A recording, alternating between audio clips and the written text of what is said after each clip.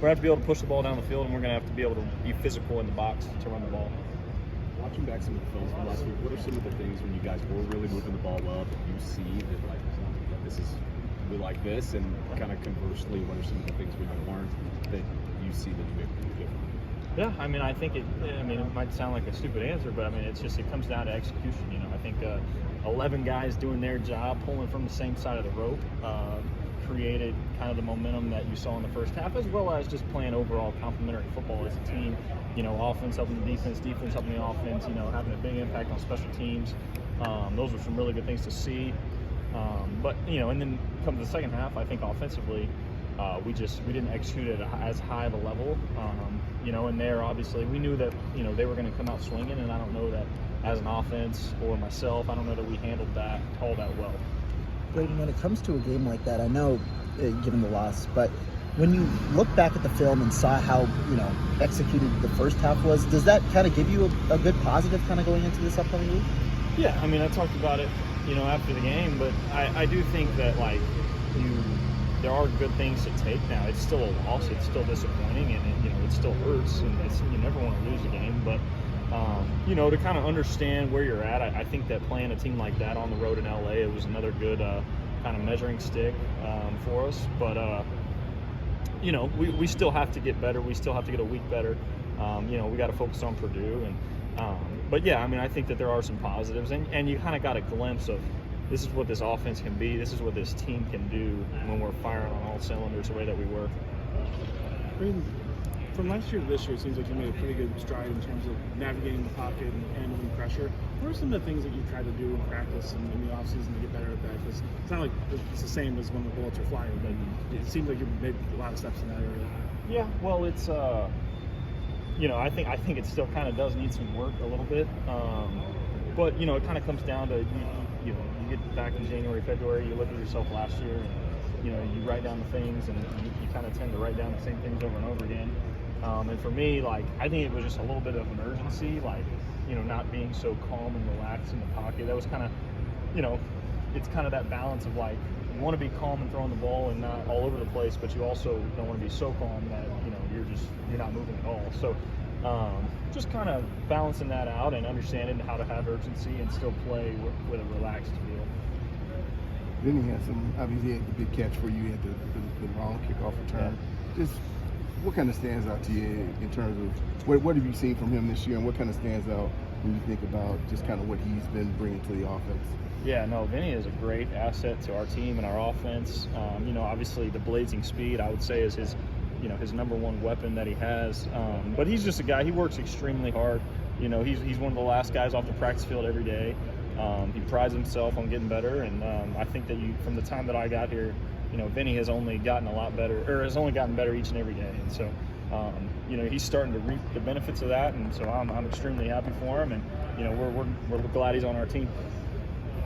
Do you feel like, because you've gotten more practice reps the last few weeks, the timing with you under center and the offensive role is better? Because if you look at Alabama to USC, the timing of you getting the ball out and those things is just a lot quicker, seem more efficient that way. Yeah, and I think there's no excuse for any way that you play, but it's always you always feel a lot more confident when you go into the game knowing you're going to start and things like that. But yes, I do think that having the bye week and having a week to prep, it definitely helped, the timing of things. And it also, I think, when you have a different quarterback, you kind of game plan a little more to my strengths and things like that. Not that we run a different offense, but it kind of just gives us a chance to all be on the same page, and I think that we saw a little bit of that last week. Having won 17 consecutive meetings over Purdue, is that something that matters too? No. I was here last year, but I wasn't here for the other 16, so we're focused on winning this week and doing everything that we can to make that happen. You got a really aggressive defense at Purdue, in terms of blitz rate, how often they're coming after, and that going into the week. Does that change anything in your prep, or is it more looks like you just have to know what pressures they bring more often? Yeah, I mean, you definitely study the pressures. I think, when you talk schematically about Purdue, I think the reason they do what they do is because it kind of limits you offensively. You can't just run everything against them. They're kind of a different team as far as that goes.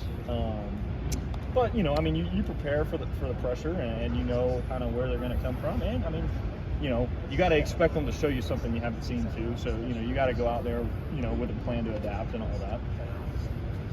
What do you want to see from the offense on Saturday? Now that you've kind of slowly seen? Yeah, no, I think a big deal for us is we need to continue to play fast and play explosive. I think our best series, our best you know, quarters, our best half came when we were doing those things, when we were up tempo, when we were moving fast, when we were, you know, obviously executing. You know, I think if we go in and we do those things, we're going to put ourselves in a really good position to win the game.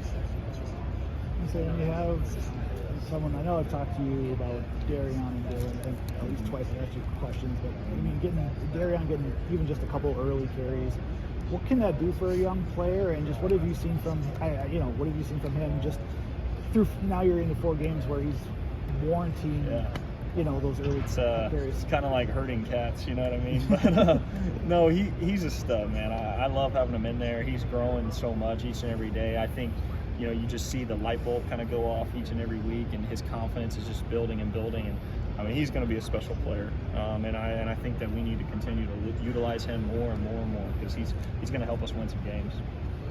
Is it a good, like, with the running back room where you have so many guys like Chez and Tali and Jackson and Cade, and you know, obviously, like, how is it hard for you to get in the rhythm as a quarterback, or like in terms of just plays, or just like even trying to get the offense in the rhythm with different guys that you have?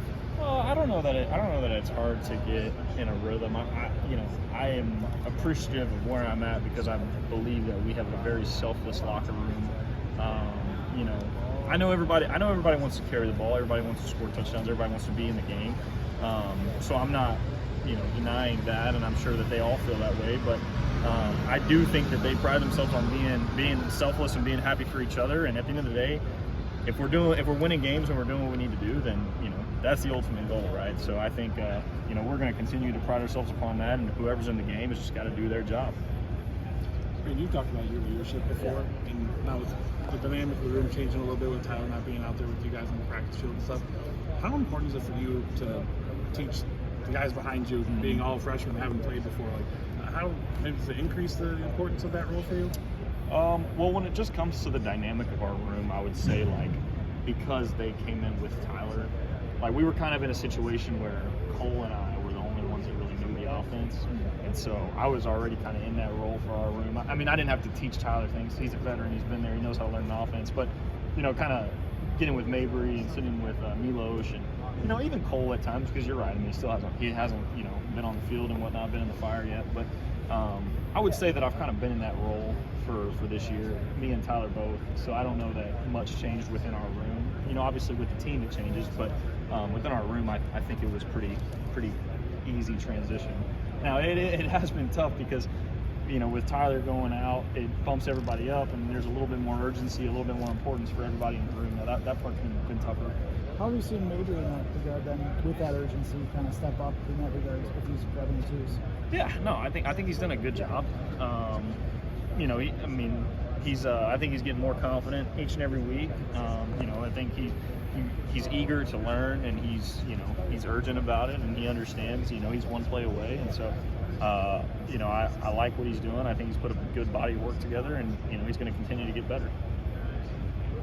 I'm not sure if you're a baseball guy, but all the Texas teams are out of the MLB playoffs. Are you rooting for the Brewers, or do you have yeah, I mean, I'm rooting for the Brewers now, because the Rangers are obviously still thinking about the World Series last year. So, you know, I'm just kidding. But, yeah, I mean, I guess I'm going for the Brewers.